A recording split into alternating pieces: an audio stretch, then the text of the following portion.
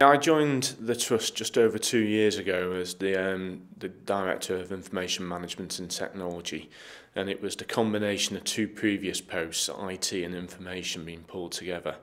At the time that I joined, the departments were running completely independent of each other without any link in terms of what the processes were, how we were defining new systems, and essentially there was no overall strategy.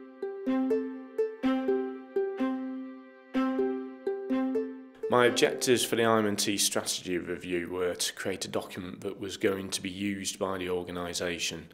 I've created IM&T or IT strategies and information strategies before in previous roles, and one of the key things I've learned from those is that unless it's something that's owned by the organisation and by the individuals concerned, it just sits on the shelf gathering dust. This was to create a living document that could be used and that could be refined over time, but could also adapt to changes in national policy, to the changes required by the organisation in becoming a world-class hospital, and to deliver the care and services required by patients, but also the staff delivering those services. The whole strategy around developing the strategy was that we needed to engage with the staff, we needed to engage with our partners.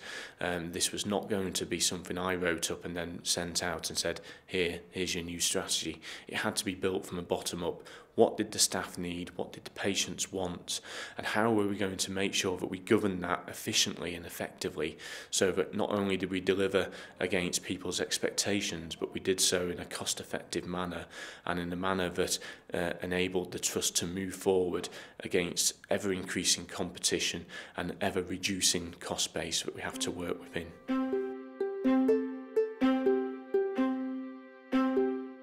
There was a four-stage process carried out by Ignetica in developing the strategy. The first stage was around mobilisation, which was engaging with the relevant staff, patients, third-party groups in terms of what we were trying to do and how we were trying to do it, and setting out defined timescales and the boundaries within the project. The second stage was around the analysis and understanding what it is we were trying to do, the figures, bringing in the research, looking at all the different data that was available to us to support us in developing the strategy. The third phase was around the analytical side and planning stage, and this was actually defining what the strategy was going to be, how we were going to structure it, the refinement with organisations and third party and staff around this is what we found, this is what it supports, how we're bringing it together, and how we're defining what's really going to be deliverable over a certain timescale. And the final phase was around implementation. So how are we going to implement the strategy, put it in place, who's going to do what are the government's arrangements, how are we going to build in change management to support that and make sure it's embedded from high level right through the organisation to the lowest level.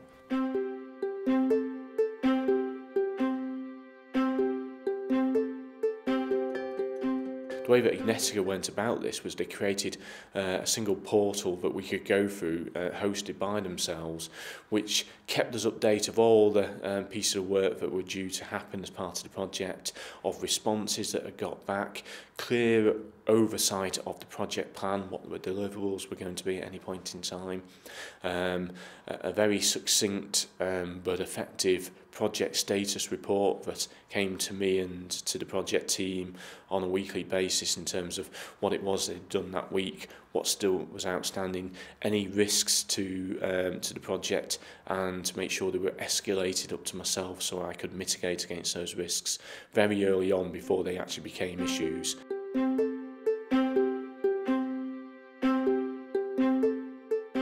I would definitely select Ignetica as a consulting partner if I was to do this again. I found the way that they've approached the project, liaising, engaging with staff, was second to none. And they've been very professional throughout, but also very open and very approachable. The approach that they've taken has always been clear from the outset, and even though they're happy to flex it, what I have found is it's actually been a very good model, and it's worked very well in different scenarios. I mean, Ignetica are working with me not just on the IM&T strategy. They've been doing a number of pieces of work separate to this, which I've engaged with them, basically because I was so impressed by the feedback I got from staff and from people who worked with me on the IM&T strategy about the approach and about the way that Ignetica handled themselves. So yeah, it's been fantastic.